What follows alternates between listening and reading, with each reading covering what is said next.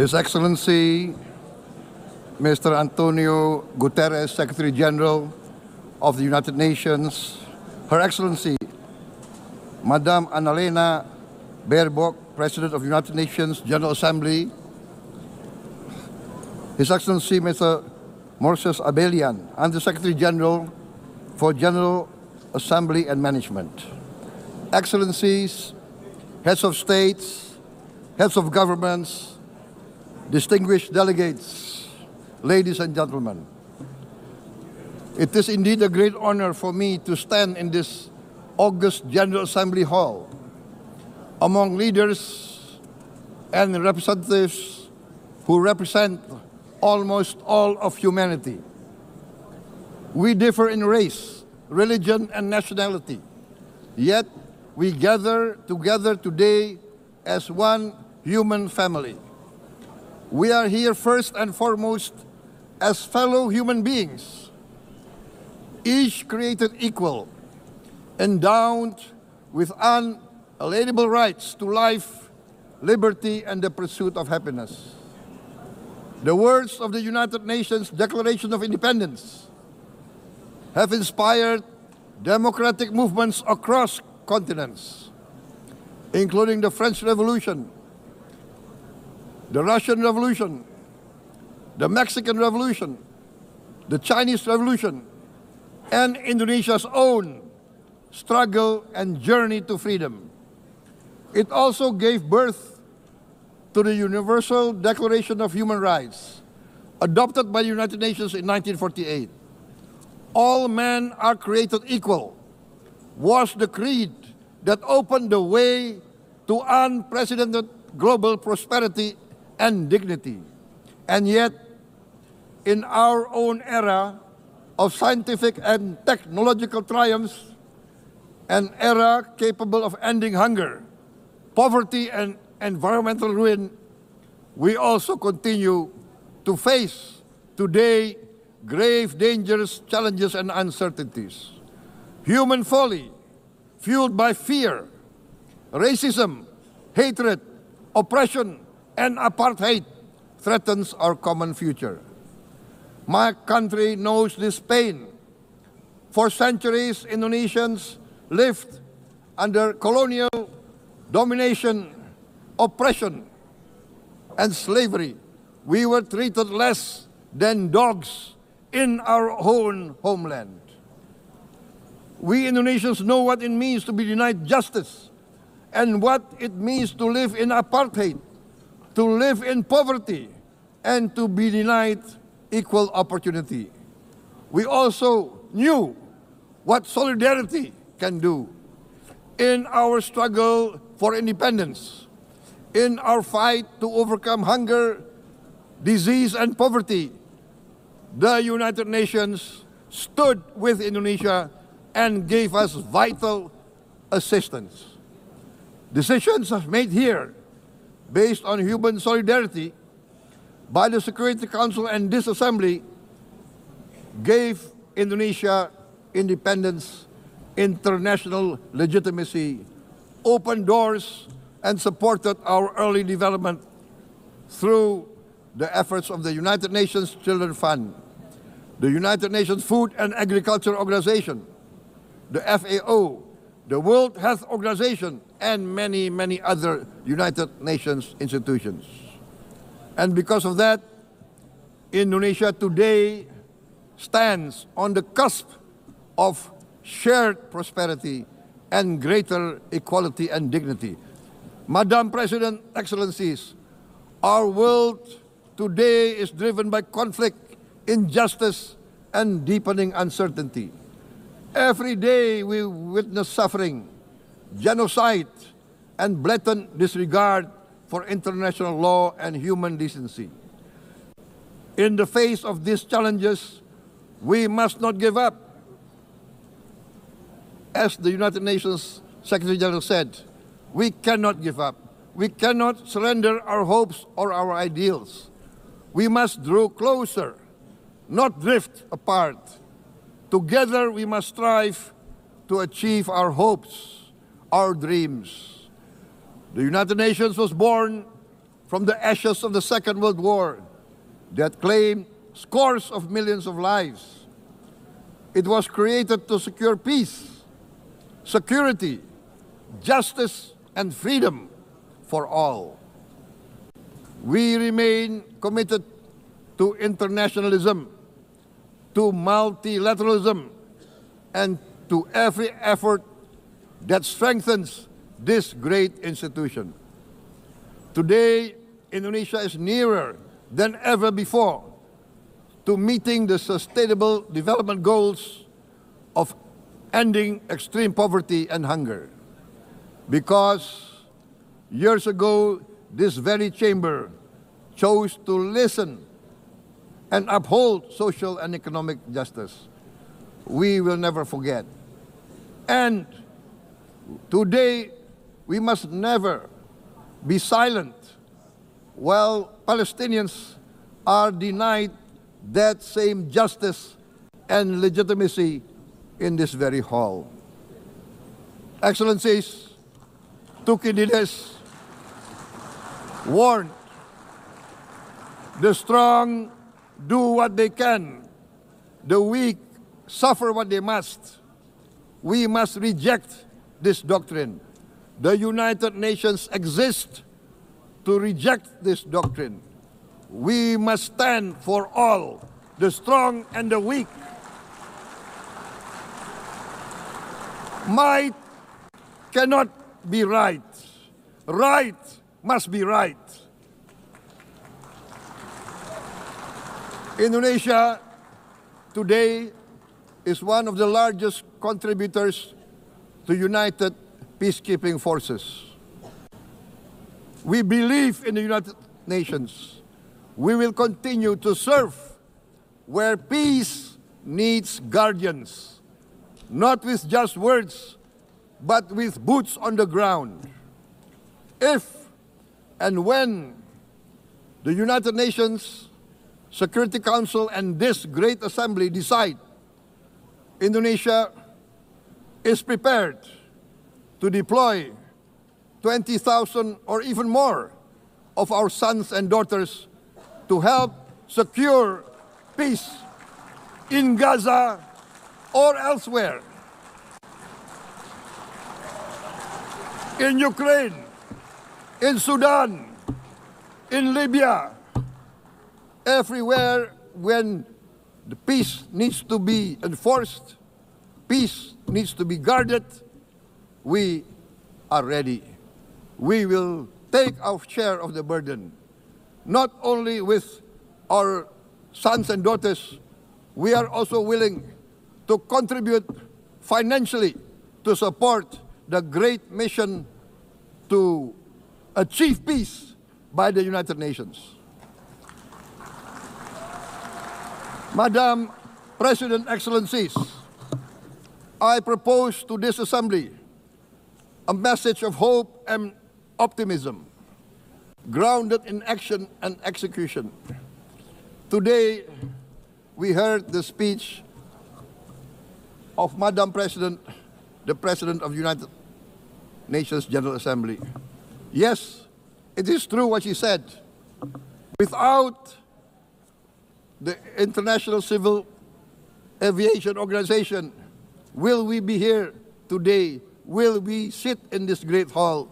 Without the United Nations, we cannot be safe. No country can feel secure. We need the United Nations, and Indonesia will continue to support the United Nations, even though we still struggle. But we know the world needs a strong United Nations. The world's population is growing. Our planet is under strain. Food, energy, and water insecurity haunt many nations. We choose to answer these challenges directly at home and to help abroad wherever we can. This year, Indonesia recorded the highest rice production and grain reserves in our history. We are now self-sufficient in rice, and we are starting now to export rice to other nations in need, including providing rice for Palestine. We are building resilient food supply chains, strengthening farmer productivity, investing in climate-smart agriculture to ensure food security for our children and for the children of the world. We are confident in a few years' time, Indonesia will be the granary of the world. As the world's largest island state, we testify before you that we are already experiencing the direct consequences of climate change, particularly the threat of rising sea levels. The sea level on the north coast of our capital city is increasing by 5 centimeters every year. Can you imagine in 10 years? Can you imagine in 20 years? For this, we are forced to build a giant seawall, 480 kilometers in length. It will take us maybe 20 years, but we have no choice. We have to start now. Therefore, we choose to confront climate change, not by slogans, but by immediate steps. We are committed to meeting our 2015 Paris Agreement obligations. We aim to achieve net zero emission by 2060, and we are very confident we can achieve net zero emission much earlier. We aim to reforest more than 12 million hectares of degraded forest, to reduce forest degradation, to empower local communities with quality green jobs for the future. Indonesia is shifting decisively from fossil fuel-based development towards renewable-based development. From next year, most of our additional power generation capacity will come from renewables. Our goal is clear: to lift all of our citizens out of poverty and make Indonesia a hub for solutions to food, energy, and water security. Madam President, Excellencies, we live in a time when hatred and violence can seem to be the loudest voices. But beneath this loud noise lies a quieter truth, that every person longs to be safe, to be respected, to be loved, and to leave a better world to their children. Our children are watching. They are learning leadership, not from textbook, but from our choices. Today, still, a catastrophic situation in Gaza is unfolding before our eyes. At this very moment, the innocent are crying for help, are crying to be saved. Who will save them? Who will save the innocent? Who will save the old and women? Millions are facing danger at this very moment. As we sit here, they are facing trauma. They are facing irreparable damage to their bodies. They are dying of starvation. Can we remain silent? Will there be no answer to their screams? Will we teach them that the human family can rise to the challenge? Madam President, we must act now. Many speakers have said that. We must stand for a multilateral order where peace, prosperity, and progress are not the privilege of a few, but the right of all. With a strong United Nations, we can build a world where the weak do not suffer what they must, but live the justice that they deserve. Let us continue humanity's great journey of ideals, the selfless aspirations that created the United Nations. Let us use science to uplift, not use science to destroy. Let rising nations help others to lift themselves. I am convinced that the leaders of the great world civilizations of the West, of the East, of the North, of the South, leaders of America, Europe, of India, China, the Islamic world, the whole world, I am convinced they will rise to their role demanded by history. We are all hopeful that the leaders of the world will show great statesmanship, great wisdom, restraint, humility, overcome hate, overcome suspicion. Madam President, distinguished delegates, we are greatly heartened by the events of the last few days, where significant leading countries of the world have chosen to side with history, to choose the right side of history, the path of the moral high ground, the path of rectitude, the path of justice, the path of humanity, to shun hatred, to overcome suspicion, and to avoid the use of violence. The use of violence will beget violence. No one country can bully the whole community of the human family.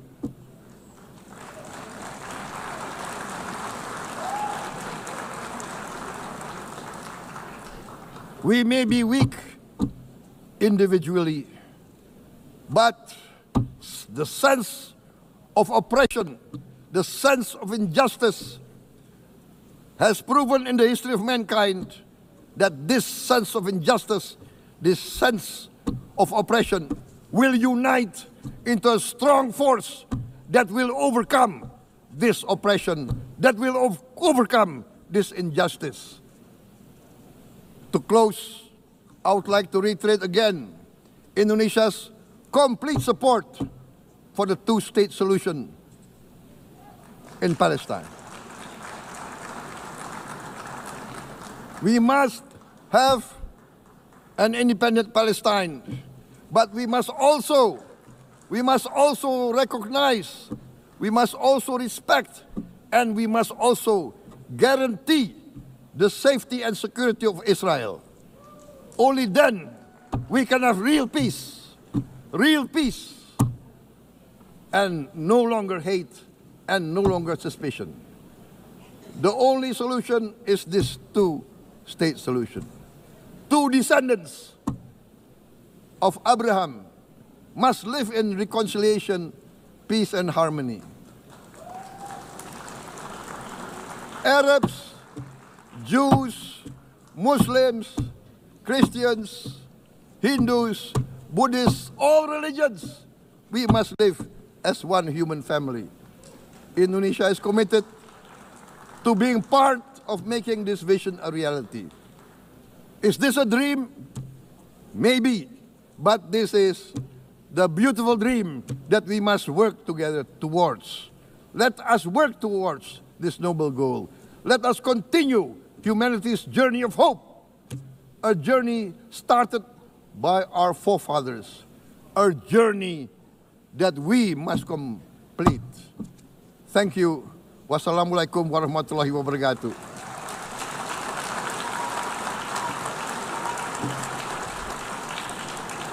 Shalom. Om Santi, Santi, Santi Om. Namo Buddhaya. Thank you very much. May God bless us all. May peace be upon us. Thank you very much.